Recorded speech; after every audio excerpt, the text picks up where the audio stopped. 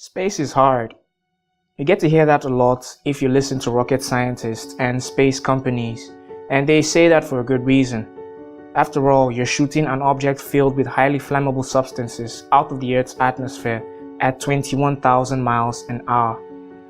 Due to government inefficiencies and sometimes blatant disregard for innovation, rocket technology stalled for decades.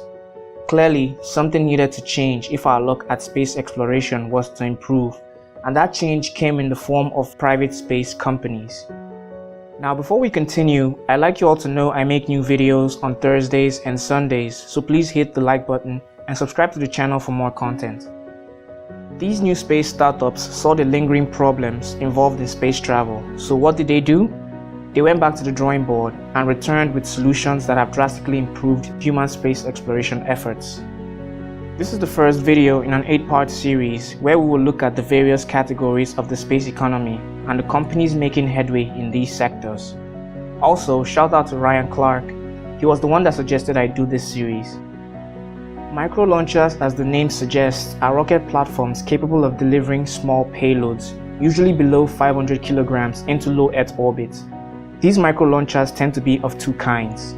The first being airborne launch systems, which utilize a launcher released at high altitude from specifically designed or converted aerial platforms, while the second are more traditional land-based launch systems, operated from mobile or static platforms. Previously, companies looking to launch small satellites had to piggyback on rockets carrying larger payloads, and this ultimately meant the smaller payload had to adapt its launch schedule and orbit to match.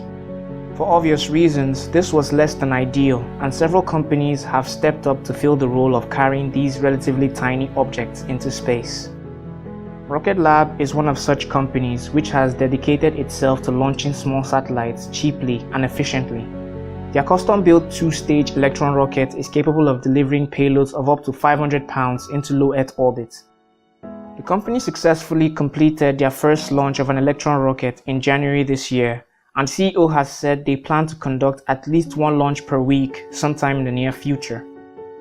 Virgin Galactic, the company owned by Richard Branson, unveiled a spin-off company known as Virgin Orbit early last year, which would handle the launch of small satellites. Virgin Orbit falls into the aerial launch system I spoke of earlier, with the Launch 1 program aiming to deliver low-cost, quick turnaround launch services to orbit at a price below $10 million. Orbital ATK has perhaps the oldest of commercial micro-launchers. The Pegasus is an air-launched solid-fuel rocket platform which first flew in 1990 and remains active till date. The platform has flown over 40 missions, with only 3 ending in failure.